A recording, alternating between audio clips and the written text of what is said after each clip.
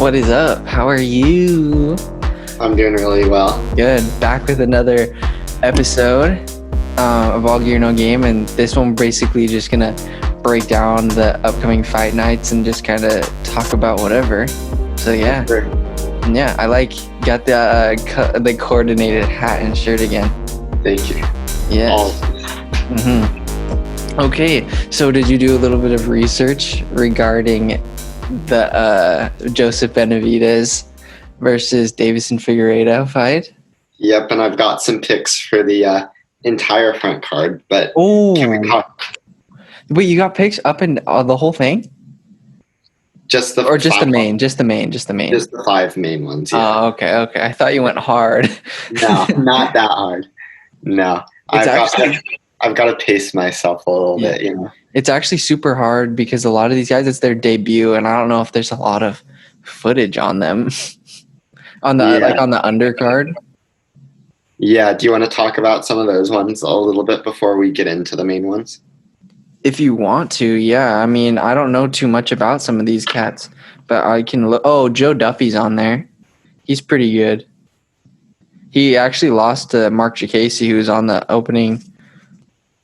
He was on the main card. But besides him, I don't really see too much that is exciting, but I'm sure there'll be something crazy. Oh, Montel Jackson looks good. Okay.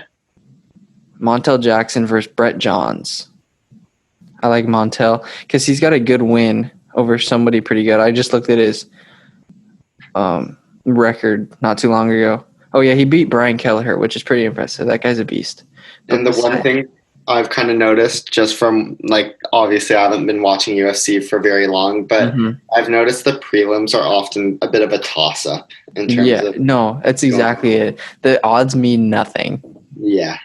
Because you never know, who's going to show up and that sort of thing when they're on the bit of a lower level. But especially now more than ever. Yeah, for sure. Do you want to get into the main card? Sure, yeah, let's do it. So I actually know what I'm talking about. Yeah, me too, honestly. If you don't go with Askar on this one, you're crazy. I didn't go Askar. I went Alexander. Yeah, I went with Alexander, which is a bit of a safe pick, I guess. But this is kind of the biggest fight of Askar's career so far, right? He only has 2 in the UFC. Yeah, he just came over from a different league or whatever. And Pantoja is the guy he's fighting. And I just think Pantoja's a bit of a tough matchup for Askarov in one of his first UFC fights. So it could very well be. I think there'll be a bit of a learning curve for Askar, even though he could have a good career. Askar has beat. He actually had a draw with Brandon Moreno, who is one of my favorite fighters in the flyweight division, and then he beat your boy Tim Elliott. Oh, he did? Yeah. So maybe he will be ready for this one. I'm still gonna go Pantoja. I don't blame you. Pantoja is good. I'm gonna go with Askar because I just like him. Oh, I've seen him fight a few times, and he's just a familiar face. Okay. And then he just looks scary too. Yeah, and he hits hard, I noticed. He comes out swinging. But then the next one I thought was the hardest one to predict with the two I've never heard of these people in my entire life. You've got Ariana Lipski against Luana Carolina. And so I watched a little bit of the video, and from what I saw, I'm going to go with Lipski. And I said, it's a toss-up, and nothing would really surprise me. I'm going with Luana. You're going to go with Carolina. So anyway, Caroline, she's got a lot of energy, and she is going to get a lot of volume, which, if it goes down to a decision, I guess will definitely benefit her. But I think Lipski is a bit more of a refined fighter. I guess, does that make sense? I feel like Lipski has a bit more strategy and kind of plots her way around the octagon, and Caroline just comes out like a barnstormer and just... I have no idea, so I cannot say anything. Yeah, but... Lipski's lost to Molly McCann. Yeah, she did lose to Molly McCann, which seems like it would be kind of a tough, again, like she's kind of new to the UFC. I feel like sometimes they give the new like rising stars really hard matchups, like right Well, away. especially now more than ever because they need to match him up with people. Yeah, so I feel like McCann was just sort of like, she was kind of never stood a chance against somebody like that. But I feel like Carolina might be a little bit more her speed. And I think it's going to be really close, but I think Lipsky is going to get it done. Mm-hmm. I have no idea. It's a toss up for me. But this next one's really exciting. I really like Mark Jacasey. Yeah, that's that. Yeah, He's a fun fighter. Yeah, I kind of was leaning towards Mark as well. Yeah, I like Mark Jacasey in this fight just because despite his 3 fights, it was 3 fight skid, he has 2 really good wins against Joe Duffy and then Lando Venata. And Lando Venata is probably one of the most awkward guys in the 155-pound division. He's so weird, and he gives guys problems. He even gave Tony Ferguson an issue, and Tony Ferguson's one of the top fighters in the division. So I really like Mark Jacasey in this one. And then Fiziev is kind of one of those guys who, if he's going to win, usually wins on like a knockout sort of thing. Really, right? He's only had a couple fights in the UFC. Yeah, I feel like he's one of those just really aggressive sort of guys. But I know that Casey's like never been knocked out before, and he's a pretty like strong guy with some good endurance. So I think that Rafael might have a bit of a hard time bringing him down. And Rafael. And so I think Casey can just sort of outlast him and hang on for the win. Yeah, I could see that. But this next one is a barn burner. This next one, Jack Hermansson's going to be fun. It was another really hard one to pick, I thought. Mm-hmm. Yeah, Hermansson was on like a 6-fight win streak. Then he lost to Jared Cannonier, who's a beast. And then Kelvin Gastelum fought Izzy Adesanya, gave him one of the hardest fights of his career, and then he had a fight against Darren Till. So I think he's on a 2-fight losing streak right now. I believe so. But they're both really good middleweights, and they've beat really high-level competition. So I have no idea in this one either. No. Do you even have a prediction? I'm leaning towards Gastelum just because he's fought the best of the best in the division. And Jack Hermansson although he was on a really good win streak, the fact that he lost to Jared Cannonier could mean that he's not on the same level yet, but it's only time will tell. We'll see tomorrow. Yeah, that's kind of how I felt too. Just a bit of a toss-up, and like that's the way it sort of is in the odds. Like they're pretty much just made a pick-em. I ended up, just for my prediction, I went with Hermansson because the thing I thought about Gastelum when I was watching his videos and stuff is he's got like an iron jaw and he stands in there and he's got good endurance and all that stuff, but he doesn't really like do much either. Like he doesn't like land a ton of blows and he doesn't like touch his opponent very much. He has good power though. Yeah, he's got good power. But I just think over the course of like 3 rounds, I just think Hermansson can sort of like rack up more points. And so it's a possibility. Also, you have to take into account the reach and height differentials is pretty fat. Like Hermansson is a longer, taller guy in this fight, which could play a factor. But it didn't play much of a factor in Kelvin's fight against Israel Adesanya. So I don't know. Yeah. Kelvin Gastelum, he's just a scrapper. Because Calvin's like pretty small for the division he's in, just in general. So he's kind of used to being like having. Yeah, he has to adapt. He has no choice. Yeah. I really like both of these guys a lot. Jack Hermansson's a really cool guy, and Kelvin is a really good guy too. This could easily be the best fight of the night, I feel like. I think it will be. I wish both of these. I wish the co-main and the main. I mean, I wish the co-main was 5 rounds too. I wish this fight was 5 rounds.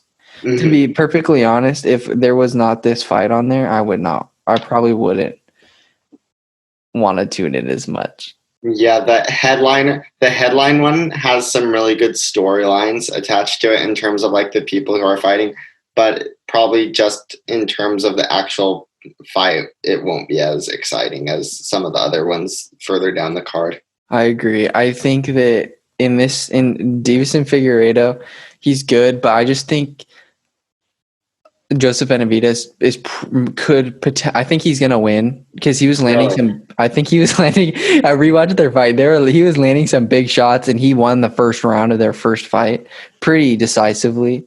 But the thing with Davison is that I have a problem with his name. Like if you say like I think it's just Davison Figueiredo. He's got some pretty heavy hands, but he gasses out pretty quickly. And also, he's really good ground. He has a really good ground game, but I don't think this fight's going to go to the ground. I think it's going to mostly be stand and bang.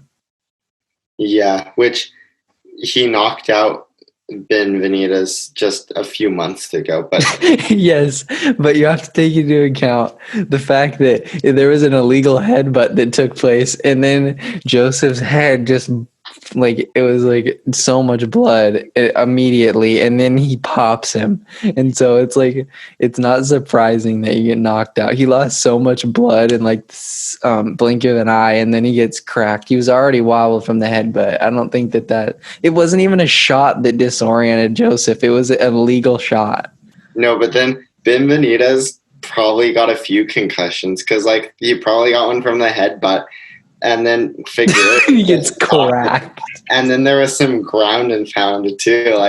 Once he got him down, he wasn't super quick to end the fight. So I know. Benavidez took a beating in that one. Yeah, Joseph. He's been. I think I talked about this last time. He was complaining about his depression, and he's been having crying episodes, and he thinks it's a. Well, he doesn't think. He knows it's due in part because of the brain trauma. That basically leads my prediction into Benavidez has had a very good career, and he's obviously been a really good fighter. But he's 35 years old, 5 months after taking an absolute beating, and now he has to go back. He didn't take a beating. He had a really tough 20 seconds. Yeah, a tough 20. Well, he probably had up until that point, not much happened. I don't recall. He took 5 rounds of beating in that 20 seconds, so 5 rounds worth of it. The only thing that disoriented him though was a freaking headbutt. Well, yeah, and it was definitely illegal. But my point is, he got messed up. No, he did. He definitely took a lot of damage, which is. That stuff just adds up over a period of time. Yeah, now so you could see. You think Figueiredo is going to win, huh? Yeah, I think Figueiredo is going to win. I just really want Benavidez to go out on top. I don't think the fight's going to last 5 rounds either. I think Figueiredo is going to go back for walk through him. Yep. Really? Yes. Yeah. So basically, that's it, I guess. There's not really much to talk about, but in that fight, besides the fact that, that main card, that's about it. Yeah, the prelims aren't quite as exciting as what we've been seeing recently. Yeah. And even the main card, even there are some obviously intriguing storylines, but not as good as Wednesday. I'd be surprised if it was as good as Wednesday's was. Yeah, no, the prelims Wednesday were insane. But I have a question. So, based off the fights that you've seen so far and have been following, what are some dream matchups that you would like to see? Oh, that's a tough question because I don't know most of the guys. I will say I really liked my favorite guy who I've seen so far was actually what was his name? Munir Lazez from. Yeah, he's a cool guy. Yeah, and he's still super young, isn't he? So yeah, he's got his career ahead of him. So I'm kind of looking forward to seeing what's in his future. So I guess my dream matchup would just kind of be to see Lazez go up against the next guy in his division and just get a shot to work his way up. It's actually hilarious. In his post-fight interview, he called out Mike Perry. Yeah. And do you know who Mike Perry is? No. Okay, you got to look him up. He's I like him, but he's kind of crazy, and he just got in trouble the other day for lashing out. He hit 3 people at a bar. he got in a fight and he like knocked out an old man. And you should watch I'll send you the link to the video. But he was going crazy, and then his girlfriend was trying to calm him down, and he was just saying a lot of bad words, a lot of expletives. I mean, all the gyms and stuff are closed, so he probably has to like practice somewhere, you know. Yeah, So he doesn't even have a team because he's just kind of a wild card, I feel like, and a lot of people maybe don't want to deal with him. But it would be hilarious. Munir wants to knock some sense of him and make him more respectful. That would be such a funny fight. that's my dream matchup. Then what's his name? Joe Perry. Mike Perry. Mike Perry. Yeah, my You dream. have to look him up. He's a character, dude. Lazzez versus Perry. I want to see that one. Could you imagine if they just propel Lazzez into it like because Mike Perry is a legitimate guy who he's not quite a contender, but he's definitely up there. And could you imagine if they just put Lazzez up there and he beats it? I will never count Lazzez out ever again. After seeing the shots he was taking, you can't. Hassan he would not go down. Hassan's a tank. I could not even imagine what it feels like to get popped on the chin by him, and he was just taking it, and then he was smiling after, and then he starts throwing flying knees. It was incredible. He was so good in that. Yeah, he's a super fun fight. It's crazy that I forget how exactly that fight came about, but apparently someone just told Dana White about him or something like that. Yeah, I think he got the fight. Yeah, one of his friends ran into Dana White at like a restaurant or something and showed him the video of Lazzez's fighting or whatever. That's insane. Dana White was just so impressed that he gave him the fight. That's pretty crazy. It's awesome how there's just sometimes talent out there that goes undiscovered, and you could be a complete beast, and it's all about just getting an opportunity. How far do you think Lazzez could go in terms of climbing the rankings? Do you think he has what it takes to get to the top? I mean, a chin goes a long way in winning fights, and he seems like a long, athletic guy. So for sure. if he keeps working at it, I don't see why he should have any limitations. I don't see him beating Kamaru Usman or Jorge Masvidal, though. But but like think about it this way: like Hassan's like a super established fighter in the UFC, and he's like 10-1. Well, before the Lazzez fight, he was 10-1. With all 10 of his victories coming in first round knockouts. And he gave Lazzez like everything that it should take to knock someone out. And Lazzez was still standing. So Hassan's a tank. Yeah, I think it says a lot about Lazzez that he was able to survive that and fight a really good.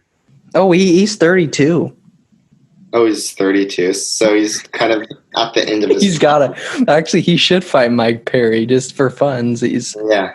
Because, I mean, Mike Perry, his name alone is enough to carry the weight in a fight, like to get people watching. So if you pair Mike Perry up with anybody, that'd be hilarious. Because it doesn't seem, I mean, 32 is not that old. You see guys in their mid to late 30s that are fighting for titles, but it's kind of funny to just get started, though. Mm-hmm. But you made a good point, though. Razak is a pretty well-established fighter. Yeah. Who is scary and well-respected. So, I mean, if he did that well, that's just kind of insane, honestly. That Dana White threw him to the lions. Mm-hmm. and he took all of Hassan's best shots. And in his post-fight interview, Dana White gave him love after. He's like, bro, that was sick. Because he was not expecting him to win, I don't think. I wasn't a big fan of the post-fight interview. Like, as much as I liked Lazzez, I couldn't understand a word he was saying. Oh, he's really soft-spoken. Yeah, he has such a soft voice. It was so funny. What do you think of the... Wait, what? It was funny because he was like, obviously talking crap and like calling out Mike Perry, but he was doing it in the softest voice ever. I know. Yeah, he just seems like a really nice guy. Yeah, he seems like a good guy. What do you think of the interviews? I honestly think if everybody is they're probably following guidelines, but if everybody's tested, I like the in-ring interviews way more. Is that how they usually do it? They usually do. The announcer will go, like Joe Rogan or someone will go in the octagon and then interview Oh, yeah. post fight, but now they're doing this 2-screen things, and I feel like it's a little bit hit or miss because these guys are so overwhelmed. If they win, they forget to take out their mouthpieces and stuff like that. They don't have someone telling them to take it out. And then also the microphones are hit or miss sometimes too. Yeah. Because you saw it with Lazez. He barely talked and you couldn't understand anything. Right. And your post-fight interview is a good way to promote yourself. How often, when the fighters ask for a certain opponent, like how he asked for Mike Perry, does UFC usually listen and give them that person, or is that kind of rare? I think that the UFC does their best to try to put guys with guys that they want to fight, but you also have to I feel like you have to have a little bit of clout too in order to call your shot. Right, yeah. You can't just win one fight and immediately want to fight. Mike Perry, the UFC told him after watching his video that they said that you need some serious mental help and counseling. So I don't know if he's going to be back anytime soon. Wow. I feel really bad for the person that has to be the counselor of Mike Perry. Yeah, it's probably a tough job. Could you imagine telling him something that he doesn't want to hear? And you're just like, that would be really scary. That would be terrifying. Mm-hmm. But when you're a guy like Jorge Masvidal, you can basically call out whoever you want. Yeah, especially because like the fans are gonna want to see whoever you call for. So like, it'll be great for like ratings, even if it isn't necessarily like a top-notch fight. Mm-hmm. You know what I mean? Yeah. But when you pull numbers and when you have a lot of weight behind your name too, it's they kind of do it sometimes, especially with Conor McGregor's and stuff. It's kind of frustrating. They don't stack cards. If you have like a really big headliner, they'll know you buy it anyway, so they won't put a lot of good fights. I feel like a big reason why, besides Fight Island, they put other championship fights under Kamaru Usman is because he's not necessarily the most exciting guy to watch. Yeah, even though he's probably like one of the best fighters in the world, he is no doubt probably one of the best fighters in the world. Just a boring style to watch. But yeah, But it's effective though, especially it's fun if you want to see the person that he's doing it to get beat up like I did. But if I was a Jorge Masvidal fan, I'd be pissed. Yeah. That card was just stacked from top to bottom. It was. That was just a real. Paige Van Zandt didn't deserve to be on the main card though. No, but I mean, she's another one like Masvidal who just has a lot of fan interest. I feel like that for sure. Yeah, but yeah, that fight was. A lot of people thought it was boring, but I think it was fun. The Usman versus Masvidal. Mm-hmm. I want to see. I do want to see a rematch, not soon, but in I don't know, like maybe next year or not even next year. I just want to see a rematch because I'm interested to see how much better Masvidal could be on an actual camp. That's true. Yeah, I think Usman could still. I think it's going to be a little bit of the same. Yeah, Usman was just like he just dominated so much. It's hard to see how like Masvidal could come close to beating him. Yeah. Well, Masvidal after the fight, he was like, I think I have what it takes to beat him or whatever. But at the same, what Usman is going to do. His game plan is not too complex, but you're still going to have a lot of issues stopping it. And I didn't necessarily believe all the stuff Masvidal was saying about being unprepared or caught off guard or anything. His takedown defense was on point. Yeah, and he in order to do that for 5 rounds, stuffing takedowns, that's exhausting. Yeah, and he definitely had been training and all that. So 100%. What? I don't think he's going to come any closer to beating Usman if they fought again. Mm-hmm. One of his teammates, Dustin Poirier, even said he's like, this isn't a guy coming off the couch. No. In training, for sure. And definitely. I think that it's just annoying when people are saying that it's 6 days notice or whatever, and that's going to be a pretty extreme weight cut. But he has been preparing. So when he's eventually in the octagon, he knows what's coming. And I think it'll be a lot of the same stuff. Yeah, for sure. And a lot of people think that for sure. Yeah, I would definitely agree. So out of all the fights that are happening tomorrow, you think that the Hermanson Gastelum one will definitely stand out? Yeah, I think that's just the one that's going to be like the most exciting fight. I'm probably most intrigued by the headliner with Benavidez, just because like you can tell he like legitimately like hates the guy he's fighting, which I feel like will make it sort of exciting. But I don't really expect it to be a super close fight. Do you expect like a third round knockout or something? Probably. I don't know if I'd say third round, but I don't think it's going to be a decision. Mm-hmm. If Figueiredo wins, it's by a finish. If Benavidez wins, I think it goes the distance. Okay, yeah, I could see that for sure. I don't know though. Benavidez is pretty solid. He has some heavy hands too, but I don't know. Yeah, you never know. It's just so tough coming back. I was like a 35-year-old, which, like you were saying, isn't too old, but it's definitely like he's definitely it's not your prime. Yeah, he's older than Figueiredo, and after he's been dealing with concussions and headaches and all that sort of negative effects of the last fight, and then just immediately gets to fight the guy who did that to him. It just seems like sort of tough circumstances for Benavidez. I'm rooting for Benavidez for sure, but I don't think he gets it done. Yeah, I have a really hard time separating like my heart and my brain when predicting fights. That's a lot of reason why I get them wrong, is because the guys I want to win, it just doesn't happen. It just rarely happens, I feel like. Yeah. And even it happens at the higher level, even when I have two guys that are pretty evenly matched, it's still something in me that's telling me another guy's going to win, and he usually does. I don't know. It's weird. But yeah.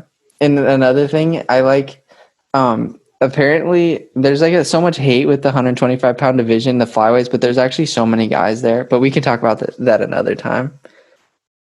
The flyweight division is solid. So many people hate on it because there's so little and there's not too many knockouts. But Henry Cejudo gave it a lot of buzz, but I like it a lot. But I made some fights that I want to happen, or like my dream card. Okay, let's hear it. So you want to hear some? So yeah. It was actually the hardest thing in my life, because there's multiple guys that I want to fight. I want Jorge Masvidal to fight like 3 people. Yeah. You know what I mean? Okay, so I'll just name a couple. So I want, this fight has to happen. I want Conor to fight Jorge Masvidal. That would be a fun one, personality-wise. I feel the smack talk would be insane. It would be great. And Masvidal's already talked so much crap because Dana White was like, Masvidal's just too big for Conor, and then Masvidal ran with that and was like, I'm just too much of a man apparently for him, and then that made Conor so mad, and so I would really like to see that fight.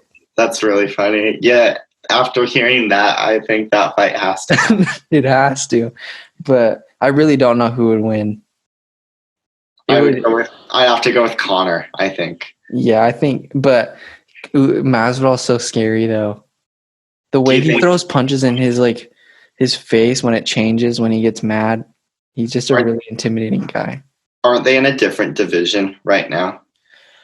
Conor's a 155er, but he goes up. His last fight in January was at 170, which is what Masvidal fights at. Okay, so Conor would just go up a division. Basically, yeah. Okay. It's basically the thing is, he's small for the 170-pound division, so he doesn't even cut weight. He has to put on weight to fight up there. But as for Masvidal is like, sometimes I feel like he's close to 200 pounds, and so he has to cut like 20 pounds. Dang, so he'd have a huge size advantage over Conor. 20 to 30, yeah. And then I want to see Jorge Masvidal versus Leon Edwards. And so Leon Edwards, they fought back in England, I think last year. And it was right when Jorge started blowing up. And Jorge in the background, there's so much stuff that's happened that you have to see. So Jorge was getting an interview. Leon's like the 3rd best welterweight in the world, but Jorge was doing a post-fight interview, and Leon Edwards was walking by. He's like, "We should fight in like July 8th." And Jorge walks over. He's like, "What'd you say, man?" And he has his hands behind his back or whatever. And then Leon's like, "What's up?" And then Jorge just pops him like 3 times. And everybody gets it on camera. And Jorge, he's crazy. He was like, "Yeah, I just went over there all peaceful with my hands behind my back." I'm like, "Oh yeah," until you started clipping him, bro. And he's something else. It's just weird though, because all these guys talk about being tough, but a lot of times they obviously are, but they kind of cheap shot sometimes. Like when they talk about cheap shotting, like another time, I forget, I don't know if it was Jorge, but he was saying how if he sees someone, he's like, "I'm going to wait till his back's turned to me and then I'm going to crack him." I'm like, that's not saying anything about like good about your character at all, dude. Why wouldn't you just fight him like straight up? Why would you wait for him to turn his back and then you crack? That's hilarious. These guys are just it's just such a fun sport to follow. And then I want to see, there's just, I literally wrote close to 20. I want to see a Holloway Volkanovski 3 for sure. You do? Mm-hmm. I bet that'll happen, but I bet that'll happen like it'll be a long time before it happens again. I think Max is going to fight a Calvin Kattar type guy. And then he'll be right back in it. He needs to work his way back up there, you know? I cannot believe. Yeah, that makes me so mad. But I think a Holloway versus Kattar would be a fun fight. Yeah. I think Max eats Kattar alive, though. I agree. Yeah. Especially, I don't know. I just feel Max there's 2 champions right now. It's Volkanovski. Holloway and Volkanovski should be like co-champs. Because it's twice. Huh? But Volkanovski's beaten him twice in a row now. Yeah. No. Oh, did you? FanDuel is giving back everybody's bet money who betted on Max Holloway to win. They're giving refunds to all the people that bet for Max Holloway. Why? Because they are so confident that they're just mad at the decision. Unless it was a meme or something, but I saw it. It was on Instagram. That's gotta be a meme. Is it actually? I don't know, but it was a close fight, but I wouldn't necessarily call it a robbery that Max Holloway lost. I think it was as close to a robbery as it gets. Let me do a fact check there, because if just look up FanDuel Max Holloway. Okay, I could have just spread fake news, but I saw it. What does it say? I think that you're right. Does it actually say it? That's true. That's crazy to me.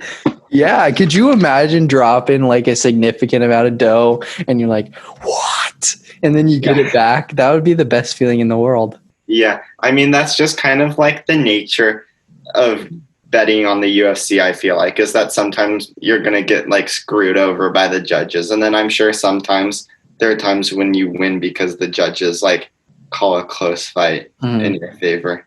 Like, I feel like you're kind of accepting the risk of like fluky judging when you spend money on the UFC, you know? What do you think about a live scoring system? Like a scoreboard? I don't know. That's kind of like the age-old debate when people like say like, should we have like robots and automated reffing in like football and basketball? It takes the fun out of it in a way. Yeah, in a lot of ways, it's kind of fun to have something to like, I don't want to say be mad about, but it kind of just adds to the drama when there's that sort of like unpredictability. I agree 100%. Because in baseball, all different umpires, they have the different strike zones and you have to play accordingly. And that makes it interesting, I think. Yeah, it makes it interesting. If there's just a set box and you're missing that box or something, it takes away, like if the robot just like ball, it takes away the fun in a way. Yeah. And like, obviously, like I get as much, if not more, pissed off at refs and that sort of thing than anybody. But it's just one of those things where it just is another layer of excitement. You can't get rid of that, I don't think. I think that one of the harder sports or more popular sports that would be hard to have it would be football. You couldn't really have robots doing that unless you had instant replay to review it. But even that didn't even really work. Like, I didn't even understand the pass interference. There was honestly no point of having that rule. And then I think, and this is true for football and basketball, is that if you look closely enough, there's basically a foul on every play. Mhm. Like, if you're looking for a foul or if you're looking for a holding or whatever, you're going to be able to find it. And like, that's why you need a human who can kind of make I don't want to say judgment calls, but like, They know the rules enough to call accordingly. Like, if it doesn't abide by what's legal, you need someone to like officiate that. yeah. Or even if like, or even when it's like, I guess, super obvious and blatant, you need to call it. But when it's just something minor that's not really affecting the game, even though it might technically be a foul, you don't need to kind of like halt the game's rhythm just to blow the whistle on a minor ticky-tack sort of foul. Exactly. So basically all the calls that weren't called and were called in the Super Bowl are great examples. I was wondering what the over-under would be on the amount of minutes before you brought up the Super Bowl refs, and it was about 35 minutes. So you made it a pretty long ways. That's like 2 times in our past 3 episodes, though. Yeah, I know. I can't get over that. But I think that honestly, a live scoring system would just be just as controversial. Yeah, for sure. Because who is determining whether a strike's significant or just normal? Yeah. You know what I mean? Who would be judging that? You need someone that's actually qualified to. And it would totally, I feel like, change the style of fights. Like if it was you'd just be like tap tap tap tap tap. You wouldn't get as crazy backing up the easy points, and it would be super like boring, I feel like. Yeah. Max Holloway said he'd be down to do something like that, like be a person he'd be willing to be an experiment really? or something like that. But I just don't know. There's just judging is difficult because everybody sees a fight differently, and when you because as much as you can try to eliminate bias in a judge's eyes, it's always going to be there. So if something's not obvious, they're going to try their best to like spin it and justify it in a way that makes sense to them and is what they want to happen. You know what I mean? Yeah, absolutely. But yeah, I don't think that referees or anything should be automated. I think that there should be replay in the NFL, though. You should be able to challenge something if there's a missed call, I feel like. Mm-hmm. Because there's holding all the time, like in the Super Bowl. Yeah, I think, you should definitely still have the 2 challenges. But it also would be fun to do I think another interesting point would be to maybe challenge plays. Like if a flag is thrown, say you're running like a stretch play to the left and there's holding on the right side of the line, it doesn't affect it at all. No. It doesn't affect the play at all, but you better know that the umpire in the backfield is going to flick that little flag out and he's going to ruin that 20-yard run, even though that holding call had nothing to do with what just transpired. Exactly. Yeah. But yeah. What else? What? Do you want to move to some football, or do you want to wrap up the UFC first? No, that's about it. We talked a lot about the UFC, I feel like. Yeah. I'm proud of you. Thanks. I'm slowly learning about it. It's good. It's funny because I've just kind of been learning about the fighters as their fights have been happening. So there are some like probably super good top ranked fighters that I have no idea who they are, but I know who like Munir Lazez is just because I saw him on Wednesday. But that's honestly more. That's you sound more like a hardcore fan if you start busting out like Munir Lazez because there's not a lot of guys. Who's your favorite fighter? Munir Lazez. I'm like, oh shit. Deep cut.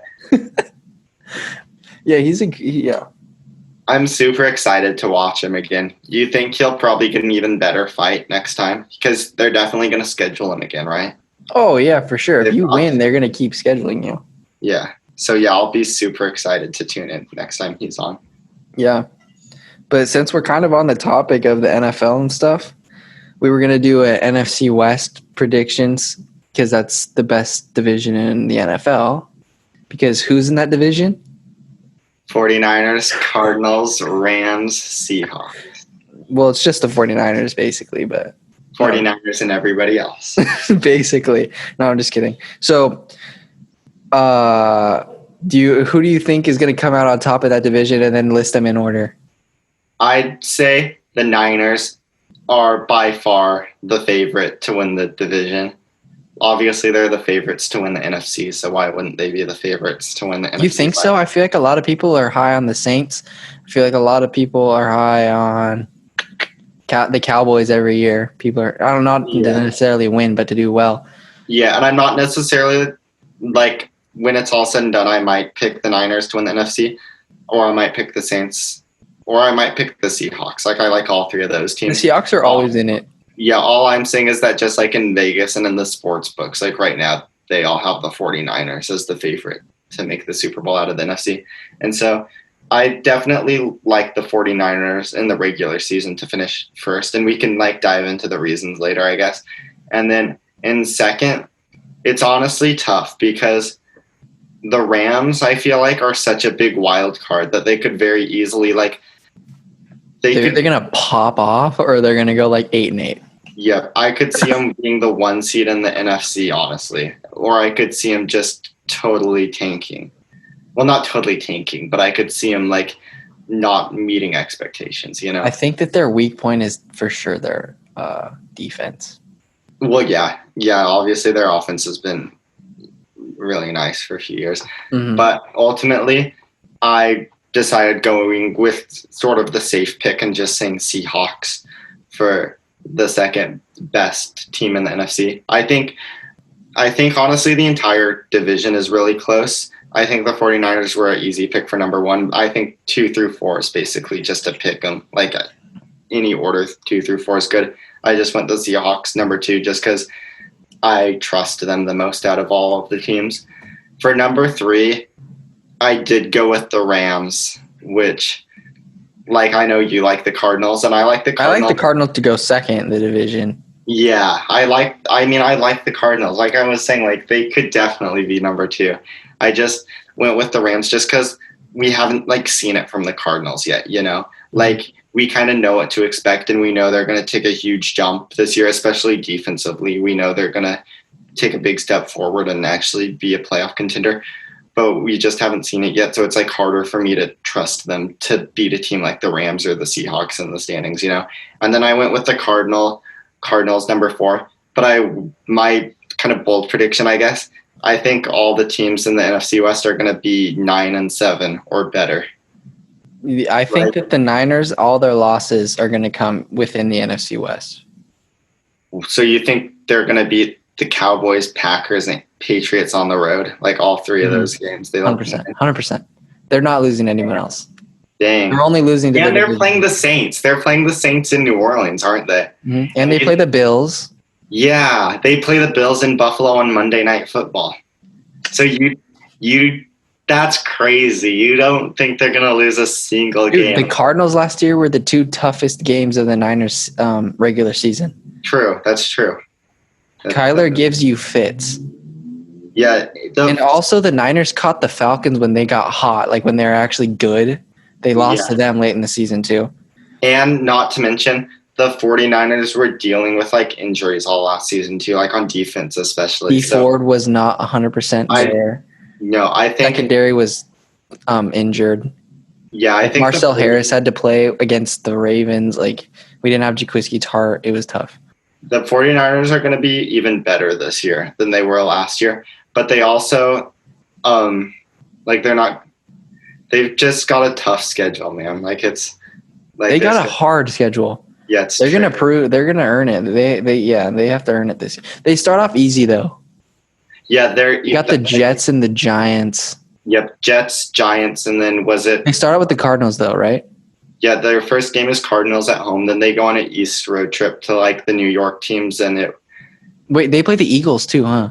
Yeah, the Eagles. That's who I was thinking of. Yeah, dude, the Eagles are too good too. Yeah, the Eagles are their fourth game of the season. The Niners play the whole NFC East. Yeah. They play the Washington logo. They play the Washington logos. Do you know what's the timeline for that? Do you think the Redskins will have a new team name by the beginning of the season? I have no idea. I think that they could have like a little input name right now, and it could be the Warriors, and then they wouldn't have to change much. But I think that they should do the Red Tails because I think that'd be sick. But they have other issues that are going down right now that they need to worry about. That caught me by surprise. I was not expecting. It's not a surprise that they're changing the name right now. In like while all this other stuff is going on, they're definitely doing. It wasn't a coincidence. Let's say that much. Yeah, definitely not a coincidence. Yeah. I mean, people have kind of been barking up that tree for, like, it feels like ever since I've been a sports fan, which has been like 10 years. People have just been like talking about how the Redskins need to change their name. So it's kind of like past due at this point, I feel like. Yeah, for sure. It's going to be interesting. They would have, their color scheme would probably be pretty similar, but I think that they should really try to go all out and make a pretty dope logo. Yeah. I've always kind of been a fan of the Redskins uniforms, and I really like them. So I hope they can like keep most of the stuff, just a different logo. Yeah. This has nothing to do with what we're saying, but have you seen the Project 11? Or no, what's it? What was the ESPN thing on Alex Smith?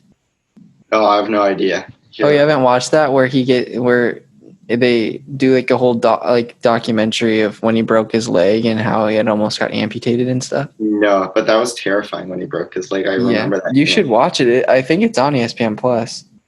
Yeah, I bet it is. Yeah, because it's like one of those E60 things, isn't it? Yeah, it was disgusting. Yeah, it was.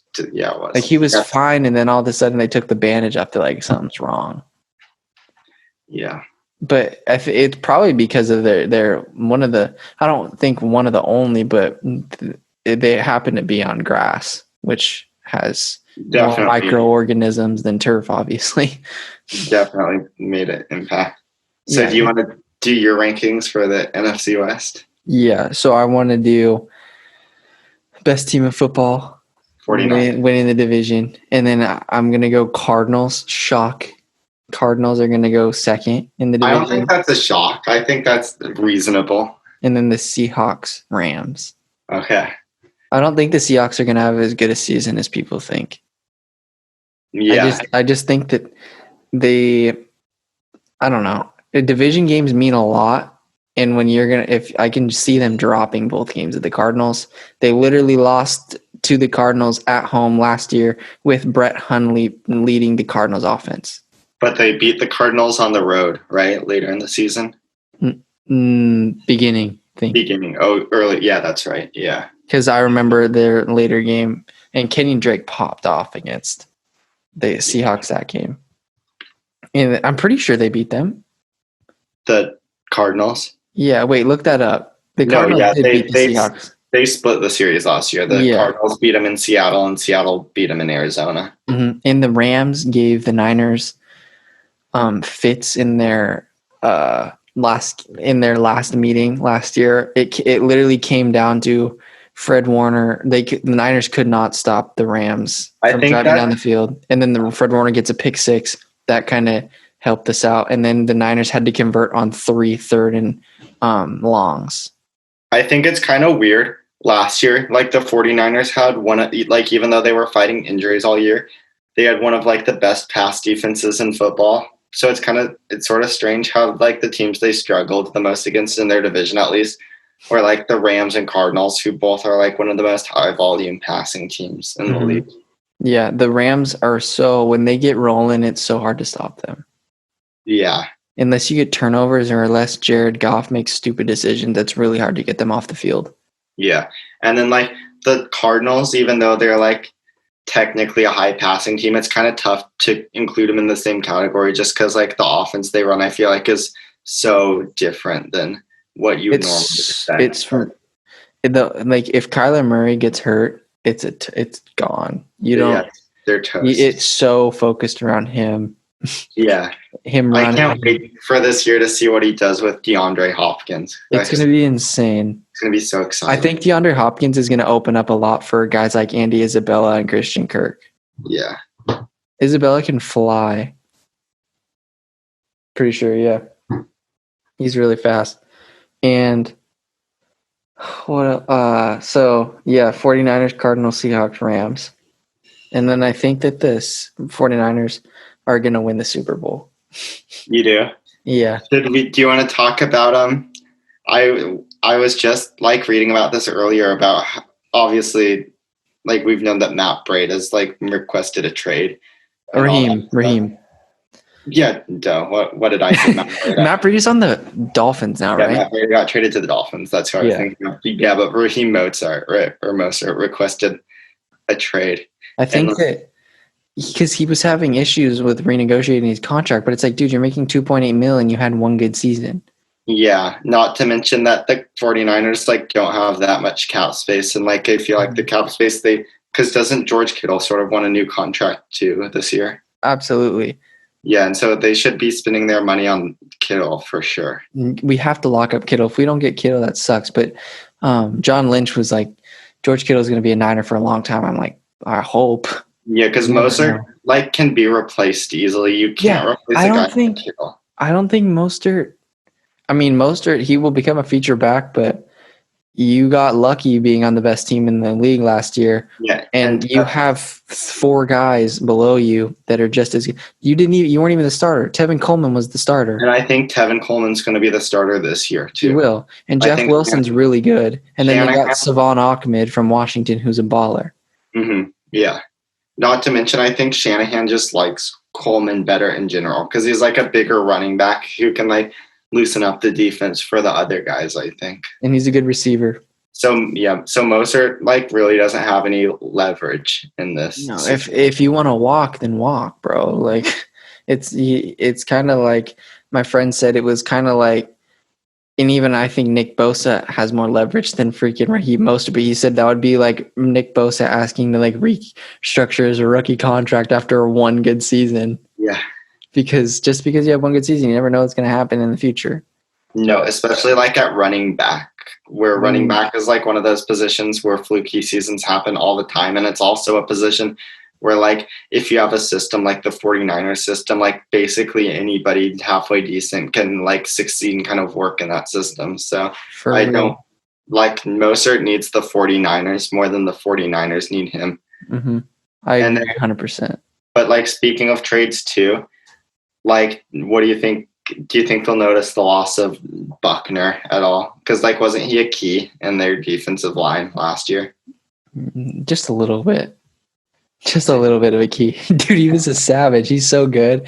I think that Javon Kinlaw will do a good job. Wasn't he like a first-round draft pick? Mm-hmm. I don't think the Niners would draft him if they didn't think he could be a difference maker. Yeah. That's kind of cool how like they traded obviously Buckner to the Colts for like, was it the 13th or 14th pick? Something like that. And then used that pick to draft his replacement. Like, yeah. Well, they picked Armstead. They picked to sign Armstead, and then they knew they didn't have enough room. They have to, the Niners, in order for them to win a Super Bowl, it's got to come quick. Because you're going to have to pay, but you'll have to pay Bosa eventually. You're going to have to pay Kittle, and then you're going to have to pay guys like Fred Warner, and you're not going to re-sign D Ford, so you're going to want to win while he's there. So you got a lot of stuff. Yeah, going on. Yeah, I think like just to sum it up, I guess this 49ers are going to be so much better than last year. I feel like because I mean maybe they will, but odds are they won't get so many injuries on defense. Like I feel like that won't happen 2 years in a row, that they'll just be decimated. And then Jimmy Garoppolo, I think, will have a big step forward this year because he's a beast. Yeah, and he's not. People don't give him any credit. What? People don't give him any credit. Well, I mean, like the numbers weren't amazing last year. Wasn't he like 12th in QBR, which is like the main one? But like he definitely has the talent. He just needs I feel like he throws especially in the playoffs, he was throwing a lot of picks, which kind of, and he gets sacked a lot too. But That's his fault. Joe Staley gets worked. He got worked last year. If anything, it's going to get worse, though, because the 49ers had not a bad offensive line last year, and didn't they lose 2 offensive linemen for this year? They got Trent Williams to replace Joe Staley. Yeah. Who's a savage. Yeah. They have a really good O-line.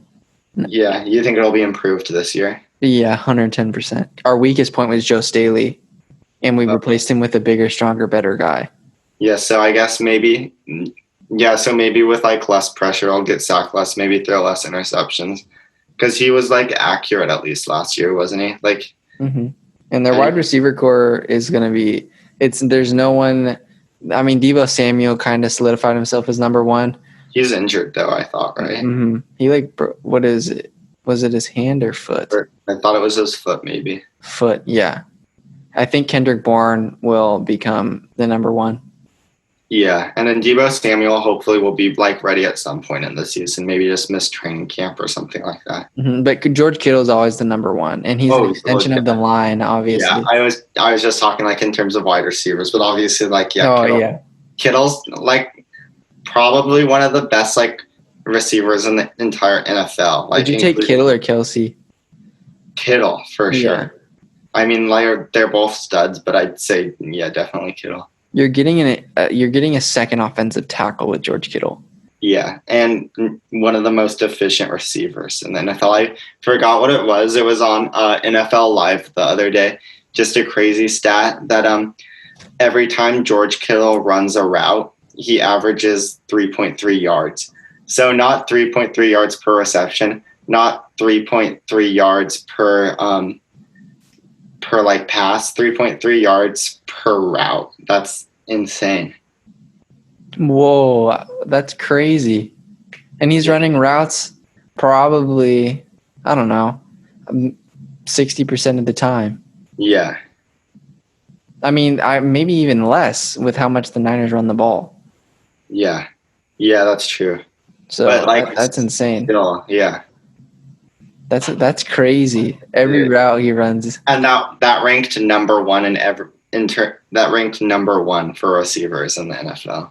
Yeah, he's a stud. My dad, we knew it as soon as he stepped on it was early in his career. I think it was his rookie year. We were like, this guy's a beast. Mm-hmm. And there's so many guys in the Niners that don't even get shots to play that are so good. I plugged in Ross Dwelley when George Kittle was hurt, and he scores 2 touchdowns against the Cardinals. Yeah, I remember a few years ago, it was probably Madden 18, and you were using C.J. Beathard and George Kittle, and you were working me. Yeah, I know. I was like, these guys just have a connection. I did that at UP too. I would make Nick Mullins and George Kittle. I throw it up every single time. I'm like, these boys just have different level of chemistry. That's funny. I know Nick Mullins is good too, but they could maybe use him in a trade because he's pretty solid, I feel like. So do you think they'll trade Mostert before the season starts, or be able to work out some deal with him? I'm sure they'll work out a deal, but it just makes me mad. Why would you want to leave the 49ers? Yeah. You know what I mean? Yeah. You're the only guy that would want to leave the team. If anything, just stay on the team and keep balling out, and you're going to increase your value in free agency. And if you have another good season, you're going to be able to If you keep playing as good as he was playing, you're gonna get paid eventually. So don't just get greedy now, I guess. Yeah, the amount of he had a little bit more carries this season than he did all his career prior to this. That's crazy. Yeah. But yeah, the West is gonna be toughest division in football. By far. It's gonna be super exciting to watch. Like I said, the 49ers are the best team, but 2 through 4 could literally be any combination or any order. It just is that wide open. And the NFC West for sure is going to get 2 teams in the playoffs. 100%. I think that some teams that didn't do well last year that are going to make the playoffs, I think the Falcons are going to make it. I think they'll get it together. And then I think that I think that the Bills are going to go deep in the playoffs this year. Really? Mm-hmm. I think that they have enough tools. They should have beat the Texans. Yeah, that was a crazy game. They were pretty much dominating the whole game, or at least the first half. Mm-hmm. And then the tides kind of turned. That was a fun game. I remember that one. Mm-hmm. I like the wild card games that they have like on ESPN and stuff. Yeah. That's like the only playoff slot they get. Mm-hmm. Yeah. And I think ESPN only started having playoff games like a couple of years ago. Like it was sort of a new thing. But then don't you think that you were saying the other day you thought the Cardinals are going to make it this year too, right? 100%. I guess Isaiah Simmons and then Budda Baker is a stud. He's probably one of the more underrated best safeties in the league. Mm-hmm. I get picks with him all day in Madden 20. Just have Budda Baker. He'll lock down any wide receiver except Tyreek Hill. That's the only wide receiver in the game that can outrun him is Tyreek Hill. But then, Chandler Jones. Like what? He's so good. And then you got Patrick Peterson as well.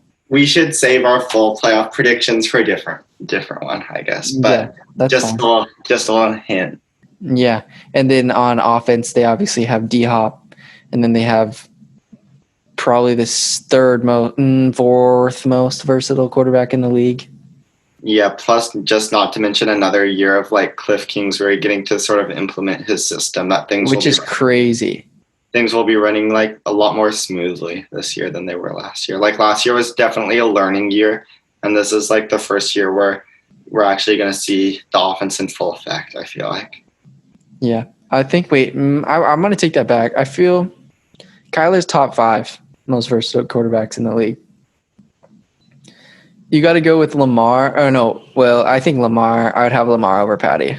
I'm sorry. It goes Lamar, Patrick, Russell, Deshaun, and then Kyler. Yeah. And then I think Josh Allen's up there. Josh Allen still scares me a little bit. He's actually such a good runner, though. Yeah.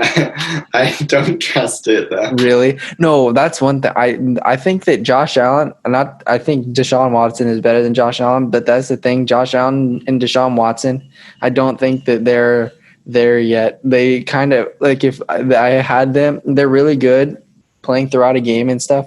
But if it comes down to a final drive and you got to lead me to the like end zone, I don't know. I don't think I trust you. Oh, I trust Watson. I don't. You don't? No, I don't know why. He's really good, good, but I just don't.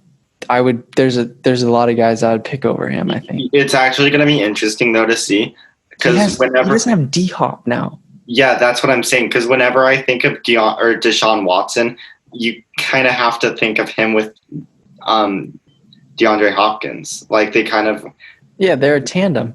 Yeah, now he's got Will Fuller.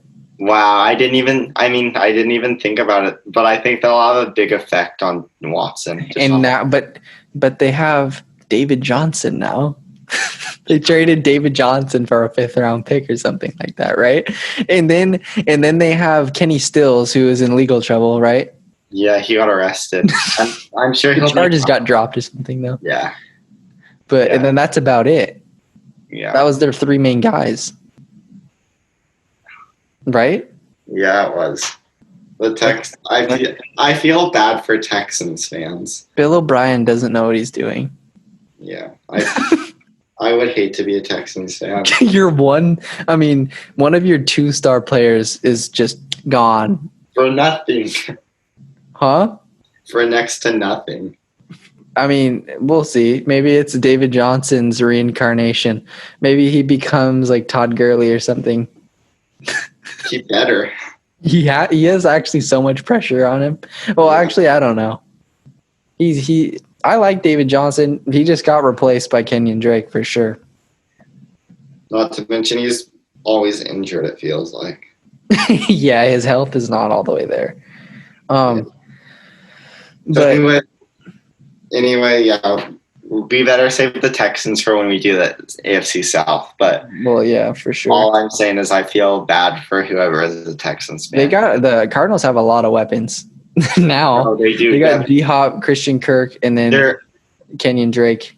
Offense is going to be so much fun to watch, and their defense is going to be improved too. You're kind of talking me into the Cardinals. Dude, Buda Baker, I'm telling you, underrated star player. Yeah, maybe I might and have Chandler Jones, superstar. They're going to be an issue for so many teams. I know. I might have to rethink it and move them out of the 4th place in the NFC West. You're definitely convincing me. But here's the thing, though. They could be in the same boat as the Niners, because the Niners were always on the for not the first year, but the second and third, I think the second and third year of Kyle Shanahan, because is his 4th year now, or fifth? I think I don't know right now, but his first couple of years they were always, because remember they went 6 and 12. Mm-hmm. Yeah, and then they went 5 and 13. Because they won their last 6 games with Jimmy G or whatever. Yeah, it doesn't. They were always like, we're right on, like, and then the year they went 5 and 13, they play how many? They play 16. Yeah, so 5 and 11. But why am I saying that? I don't know. They won their last 5 so games. Dumb. I'm so dumb. It doesn't matter. Yeah, they were always on. They literally lost so many games by like 3 or less points. Yeah, and it could be another one of those kind of seasons for the Cardinals, though. True. Yeah, I could see it like that. They're almost in the same boat as the Niners early in their. Yeah, and we've seen them like compete on a high level with like the best teams in the NFL, and that was last year, and they're way better this year. So like, I think you've talked me into the Cardinals. I actually like them a lot now that you're saying it. I like the Cardinals, and Kyler Murray's one of the most exciting players to watch. It's just so hard to pick a team ahead of like the Rams and ahead of like Russell Wilson and the Seahawks. It's hard to like pick a young team who we haven't seen it from to like be better. I don't understand the Seahawks. They have the Niners number. It's almost like they know what the Niners are doing. Like, I don't understand how the Packers can beat the Seahawks and then we freaking destroy the Packers. Yeah. Like, that doesn't make sense. Imagine though how crazy it would have been if the Niners lost to the Seahawks and then would have had to go to Lambeau. Wait, say that again. Imagine how crazy it would have been if the Niners lost to the Seahawks. If they actually called pass interference, in the end zone. Oh, yeah. Yeah. And then they would have scored.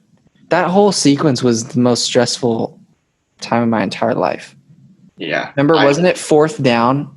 And they had to literally get to like the 1.5 yard line, and they did. Yeah. But yeah, the Seahawks are just, I feel like, one of those teams that they always have the Niners number. And as long as they have like Russell Wilson and Pete Carroll, they're just going to be dangerous no matter what. The thing about Seahawks games is they're always like really weird for some reason. Like, I feel like when the Seahawks play, especially when it's in the playoffs and especially when they're playing the 49ers, like the games just always are weird for some reason. They're never out of it. The Niners literally could be up 28-3. Yeah. And then they won't score in the second half. That's how it goes. It's frustrating. Russell Wilson's the most annoying player to watch. Really? Oh, he's sacked. No, wait, he spun out. Oh, he pumped it. Oh, 50-yard touchdown to Tyler Lockett. Yeah, that's only annoying if you're a 49ers fan, though. Like, for me, he's one of the most exciting players to watch. I hate Russell Wilson. Yeah. Rightfully so. He's ruined a lot of my childhood. Yeah. He has. He's literally like scarred me for life. Like remember when we were like in 8th grade and Russell Wilson and Colin Kaepernick were both super young, and it was like everybody was saying how for the next decade Kaepernick against Wilson was going to be the biggest rivalry in the NFL. It's hilarious. Yeah. Would you rather have Russell or Lamar? If I was starting, that froze him. If I was starting, what do you mean? Like in terms of just this regular season? Just if you have this upcoming season and win a Super Bowl, who do you got? Russell Wilson. That's the wrong answer. I'm I'm just gonna assume my team goes 9-7, maybe 8-8, 9-7, just barely gets a wild card spot in a high leverage playoff game, like in the conference finals, conference semifinals. There are very few quarterbacks who I'd rather have than Russell Wilson. Russell Wilson just elevates his game more than anybody in the playoffs. Yeah, if I have to have a game-winning drive, Russell Wilson's the second quarterback that I would have. Yep, for sure. He's the second. Jimmy G, I would always have Jimmy G. You got to ride or die. Yeah. You got to ride or die. But if I could have a second guy, it would be Russell Wilson or Aaron Rodgers. Russell Wilson has the clutch gene, I feel like. Yeah, doesn't he have... I forget what his record about fourth quarter comebacks and winning is like out of this world. Yeah. Like the amount of wins he's had coming like from down, it's crazy. I forget what it is though. I'm obviously like, when it comes to the NFL, I don't really like have a team, like I don't have a favorite team like you do. But like obviously for like particular games, I'm always rooting for like a different team. Like I always end up picking a favorite. But I feel like you can measure how good a quarterback is by how much he scares you, No, Russell Wilson's the most terrifying quarterback. Russell Wilson and Lamar Jackson terrify me. Yeah, because with Russell Wilson, it could be like 3rd and 16. It's never over until the punters, their special teams is on the field. Yeah. That's what scares me the most because Russell, like 4 guys will grab him, he'll spin out, he'll juke one out, and then the whole entire defense will be down the field, and he runs for like 15 yards and then does a stupid little baseball slide right over the first down marker, or he'll just direct traffic, he'll just run around in circles, and then he'll direct traffic. He'll be like, Tyler, get open, and then he'll just chuck it, and then he's wide open on the sideline. Next podcast, we're going to have to do like our top 10 or 15 quarterbacks in the NFL. I think that would be a fun segment. I think that it's pretty obvious the top 5 though. Who's your top? Well, yeah, probably. Wait, Russell, Patrick. Okay. In order, it goes Patrick. Oh, yeah. In order, it goes Patrick, Russell, Lamar, Drew Brees, and probably Tom. No, Deshaun Watson's up there. Deshaun Watson and Aaron Rodgers, I think, still is at least in the conversation. Yeah, Tom Brady's top 10 for sure. Yeah, Tom Brady is the one guy who I don't think I'd agree with. I'd probably put Aaron Rodgers in the. Well, but you just have to put him in there though. Tom Brady. His man's is baller. He wasn't very good last year, though. Oh, he wasn't. The Patriots got destroyed by they're probably their biggest test to see how good they were was the Ravens, and the Ravens stomped them. Yeah. But yeah, we'll have to do that. We can do like top 5 of some of the positions, like skill positions. Mm-hmm. Yeah, let's do it. All right. Yeah. Okay. Well, this was another episode of All Gear No Game. Make sure to follow the Instagram, the YouTube, and subscribe on Spotify and Apple. And yeah, we killed it again. Yeah, absolutely. Always. Okay, so we can do one on like Sunday or Monday or something. Yep. Let's do one on Monday so we can talk about how Victor Hovland won the Memorial. Okay. Oh, wait. Yeah, we didn't talk. This was the only episode we never talked about golf. All I'm saying is that Victor Hovland woke up with that big Vic energy, and he's going to run through the tournament this weekend. Is Gary's not number 1? No, but he's up there. He's up on the first page of the leaderboard. But yeah, we'll just have to talk about it when it's over on Monday. So right on. See everybody then. All right, sounds good. Okay, bye-bye. See ya.